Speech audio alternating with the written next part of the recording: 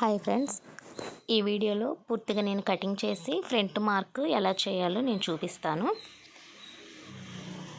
First video చూడకపోతే first video చూడండి friends.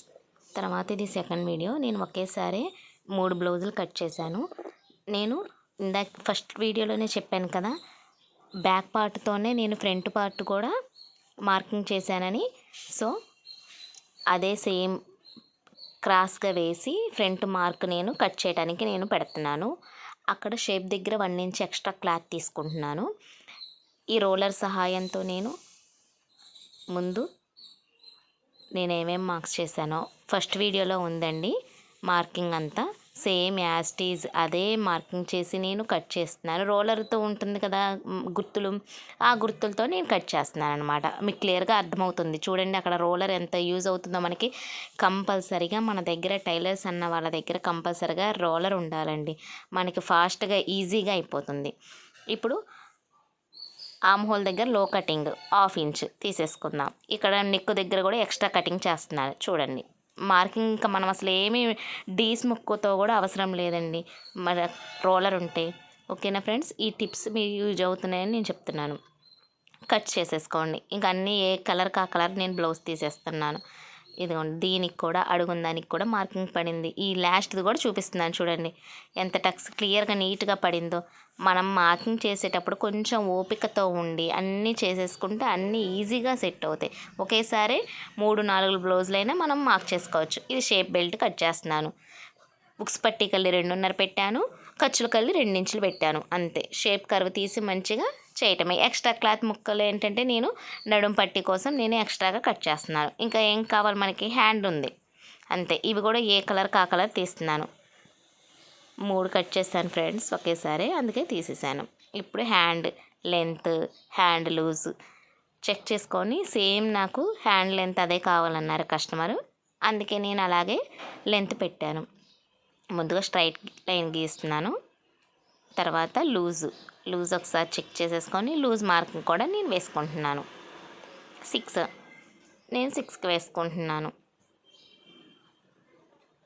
Arm hole దగ్గర లూజ్ కంపల్సరీగా చూడాలి ఫ్రెండ్స్. 7.5 ఉంది నాకు లూజు. అంటే 7.5 మనకి ఆమ్ హోల్ రౌండ్ కాదండి, ఇది గుర్తుపెట్టుకోండి. ఇదేంటంటే మనకి ఎక్కే దగ్గర 7.5 అనమాట. ఆమ్ హోల్ రౌండ్ ఎంత ఉందో మళ్ళీ మీకు చూపిస్తాను చూడండి. 9 మీద 2 ఇంచులు ఉంది, అంటే 9.5. ఇప్పుడు మనకి 3.5 4 తీసుకోవచ్చు. నేనైతే 4 తీసుకున్నాను. హ్యాండ్ లెంత్ దగ్గర ఒక 1 ఇంచు వదిలేసేసి మనకి 9.5 ఎక్కడుందో అక్కడ మార్క్ పెట్టుకోవాలి. మార్క్కి హ్యాండ్ లూజ్ మార్క్కి స్ట్రైట్గా ఒక గీత గీసేసేయండి అంతే.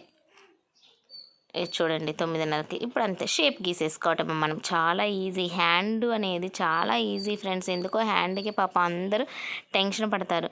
మన కర్వ్ స్కేల్ కూడా అవసరం లేదు, మనకి ఈజీగా షేప్ వస్తుంది. మీకు కర్వ్ స్కేల్తో కూడా నేను చేసింది చూపిద్దామని కర్వ్ స్కేల్ పక్కన పెట్టాను చూడండి. నేను కటింగ్ చేసింది నేను ఇందాక షేప్ గీసాను కదా అంతే. ఆ మార్కు లో కటింగ్ ఏంటంటే హాఫ్ ఇంచు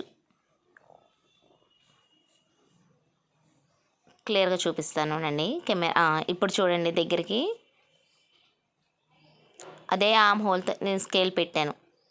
నేను ఇందాక మార్క్ గీసాను కదా, సేమ్ అదే ఈక్వల్గా వచ్చింది. చూసారా ఫ్రెండ్స్, హాఫ్ ఇంచు తగ్గించుకుంటే పైన అసలు మీకు ఆర్మ్ స్కేల్ ఇలాంటి టూల్స్ కూడా అవసరం లేదు. చాలా ఈజీగా హ్యాండ్ అయిపోతుంది. కర్వ్ స్కేల్ కూడా యూస్ చేయొచ్చు. నాకు అలవాటు ఉంది కాబట్టి కర్వ్ స్కేలు ఈ ఆర్మ్ హోల్ స్కేల్ నేను యూస్ చేయను. ఓకేనా ఫ్రెండ్స్, ఇంతే అండి. ఈ ఎక్స్ట్రా మనం జాయింట్ చేసుకోవడమే పట్టీలు. ఎక్స్ట్రా పీసెస్ నేనేం చేస్తున్నాను అంటే ఉన్న క్లాత్ని నేను మెడ పట్టీలకి కట్ చేసుకుంటున్నాను ఫ్రెండ్స్ అంతే. మీరు ఈ వీడియో నచ్చినట్టయితే ప్లీజ్ షేర్ చేయండి, సబ్స్క్రైబ్ చేయండి, నన్ను ఎంకరేజ్ చేయండి friends. Thank you so much. Thank you.